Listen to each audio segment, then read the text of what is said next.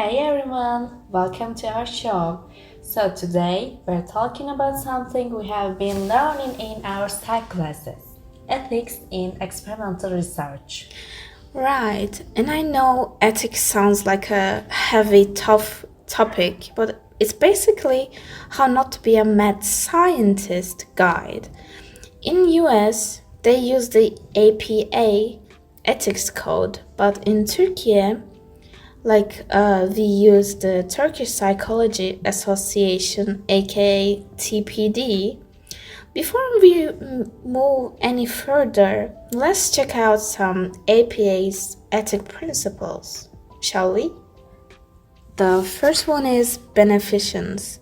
This is a big one because it's about doing good and not harming anyone. Basically, the science should be helpful, and you definitely shouldn't leave your participants worse off than what they have started.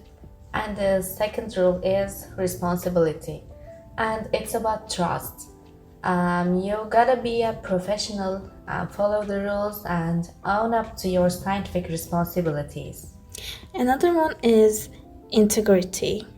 Don't lie, it's just that simple. No fake data, no tricking people unless you absolutely have to. And even then, you gotta be honest about it later. And the other one is justice. You shouldn't just use one group of people because they are easy to test. Everyone should get to benefit from the research. Lastly, respect for people's rights and dignity.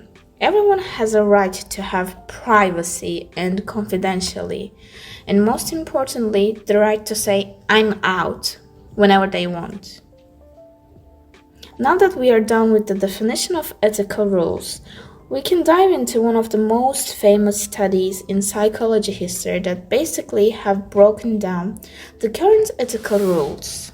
So, like we have seen in our psychology lectures, there are some famous studies that basically threw the rule book out the window. The Little Albert experiment is probably the most famous what not to do. Oh, totally. It's such a classic case. Back in 1920, John Watson and Rosalie Rayner wanted to see if they could use classical conditioning to create a phobia in a human. It all started when Watson saw a child afraid of dog on a street. Then he wondered by himself, do newborn babies are afraid of domesticated animals? Or is fear of animals are learned from lifetime experience? If a baby is afraid of an animal, will the baby begin to fear all the other animals? And thanks for the explanation for the history of this experience.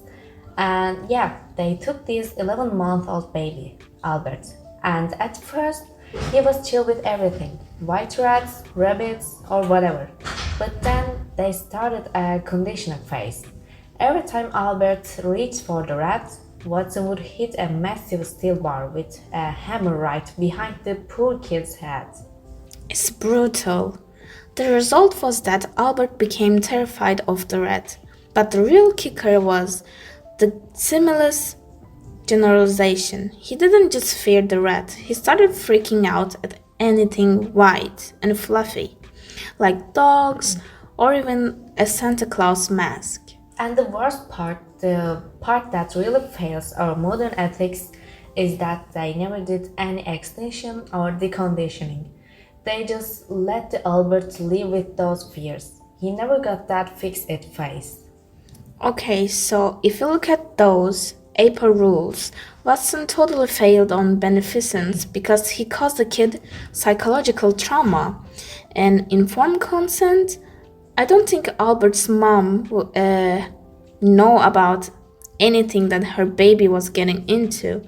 She was a worker at hospital, so I don't think she had any knowledge about it.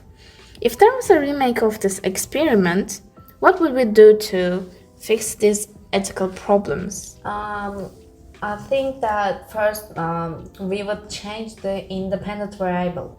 Instead of a scary noise, we would use positive reinforcements. Maybe every time the baby sees the rat, he gets his favorite snack or a fun toy.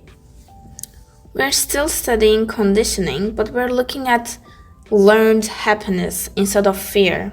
I think it's the same science, but the kid lives with a smile. It's better. And we would need an informed consent form.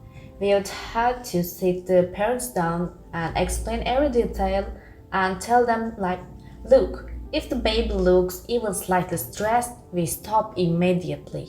Right, because the participant has the right to withdraw any time. And we would have to finish with a debriefing. If the baby did get a little startled, we would stay there and do some counter-conditioning, pairing a rat with some fun stuff until he's totally back to his baseline mood. It's honestly wild how much things have changed since the 1920s.